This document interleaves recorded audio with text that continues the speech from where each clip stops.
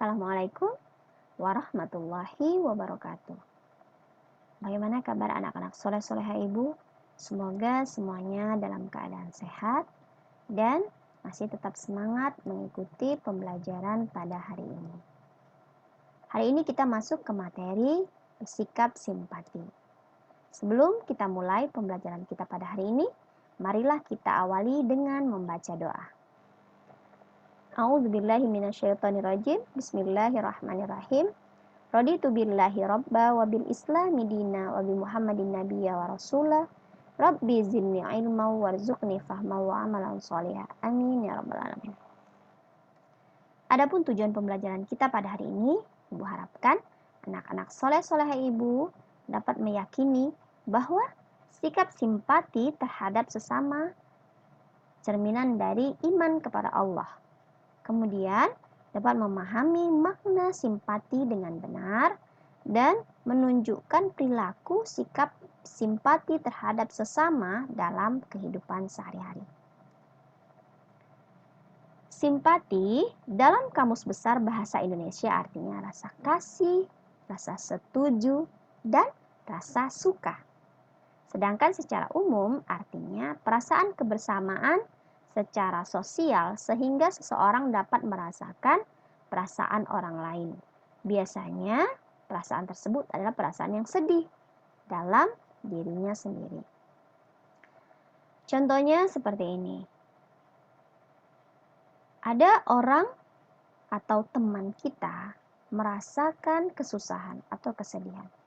Maka kita memposisikan diri kita atau merasakan apa yang dirasakan oleh teman kita tersebut. Contohnya, ia kehilangan uang. Ia merasa sedih, merasa susah. Maka sikap simpati kita yaitu dengan merasakan apa yang dirasakan teman kita tersebut. Bahwa dengan hilangnya uang tersebut, yang uang itu seharusnya bisa digunakan untuk hal-hal yang bermanfaat sehingga tidak bisa dibelikan untuk menjadi kebutuhan bagi dirinya. Kita juga merasakan kesedihan teman kita tersebut. Ya. Itu merupakan sikap simpati. Islam sendiri mengajarkan kita untuk memiliki sikap simpati, merasakan apa yang dirasakan oleh orang lain. Yaitu dijelaskan di dalam surah Al-Maidah ayat 2. Kira-kira anak-anak soleh-soleha ibu masih ingat apa bunyi dari surah Al-Maidah ayat 2 tersebut? Potongan ayatnya saja, nak. Ya, betul. Bismillahirrahmanirrahim. Wa ta'awanu 'alal birri wat taqwa wa la ta'awanu 'alal itsmi wal 'udwan. Yang artinya, bertolong-menolonglah kamu dalam hal kebaikan dan ketakwaan dan jangan tolong-menolong dalam berbuat dosa dan permusuhan. Jadi jelaslah adanya perintah untuk saling menolong terhadap orang yang memang membutuhkan dalam hal yang kebaikan, bukan tolong-menolong untuk berbuat dosa dan permusuhan. Dalam surah Al-Maidah ini dijelaskan ciri-ciri orang yang bersikap simpati. Di mana ciri-cirinya? Yaitu yang pertama, tidak boleh bersikap melampaui batas kepada orang lain karena didorong perasaan benci. Karena kita benci kepada orang lain, maka kita tidak mau menolongnya. Kita merasa cuek. Padahal ia merasa sedih, merasa susah pada saat itu. Ya. Walaupun itu terhadap orang yang tidak menyukai kita atau musuh yang menjadi musuh kita. Tetapi Islam mengajarkan hal tersebut tidak boleh atau dilarang. Kemudian dalam surah Al-Maidah ini dijelaskan kita untuk tolong-menolong dalam mengerjakan kebaikan dan ketakwaan. ya. Selain itu juga menghindarkan kita untuk tolong-menolong dalam berbuat dosa dan permusuhan, dan selalu bertakwa kepada Allah Subhanahu wa Ta'ala.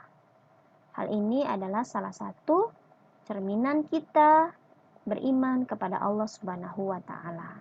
Dengan kita membantu orang yang membutuhkan, berarti kita telah beriman dan bertakwa kepada Allah Subhanahu wa Ta'ala.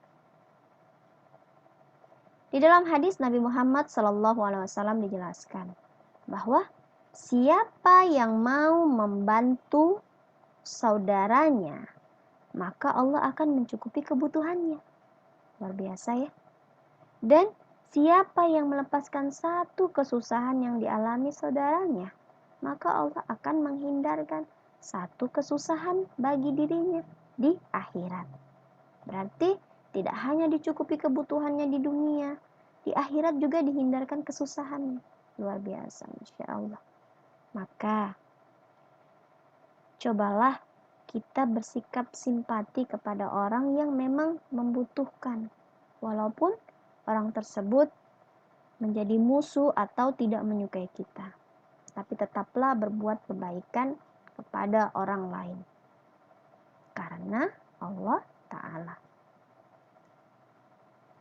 Adapun bentuk sikap simpati yang bisa kita lakukan, yang pertama yaitu apabila ada teman kita yang curhat atau cerita, maka dengarkanlah sampai selesai ia menceritakan keluh kesahnya.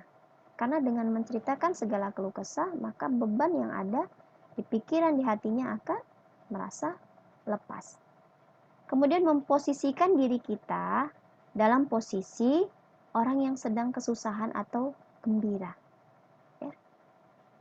Berarti kalau seandainya dalam keadaan posisi teman kita tersebut susah, maka kita juga merasakan bahwa ia itu merasa susah. Maka kita bisa membantunya. Ya. Sesuai dengan kemampuan kita. Apabila kita tidak bisa membantunya dengan materi, maka kita bisa membantunya dengan nasihat, memberikan solusi, memberikan masukan. Ya.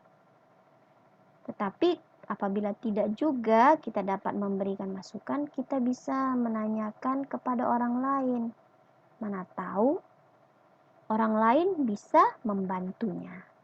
Ya, bukan kita tambah menyusahkan atau menceritakannya ya, tetapi membantu untuk menyelesaikan masalahnya. Karena dengan membantu menyelesaikan permasalahannya, berarti telah meringankan beban yang ia miliki.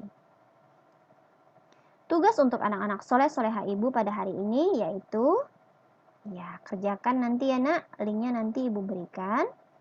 Kerjakan, baca dengan teliti, jangan asal memilih saja. Sebelum kita tutup pembelajaran kita pada hari ini, marilah kita sama-sama membaca doa penutup majelis. Semoga pembelajaran kita pada hari ini memperoleh keberkahan dan bermanfaat. Na'udzubillahi minasyaitonirrajim. Bismillahirrahmanirrahim. Subhanakallahumma bihamdik asyhadu an la ilaha illa anta astaghfiruka wa atubu ilaik. Walhamdulillahirabbil alamin. Demikianlah pembelajaran pada hari ini. Semoga anak-anak soleh-soleha ibu dapat menerapkan sikap simpati dalam kehidupan sehari-hari dan selalu berbuat kebaikan kepada siapapun juga dengan niat ikhlas kepada Allah Subhanahu wa Ta'ala. Terima kasih dan tetap semangat untuk berbuat kebaikan dan tetap semangat untuk belajar. Wassalamualaikum warahmatullahi wabarakatuh.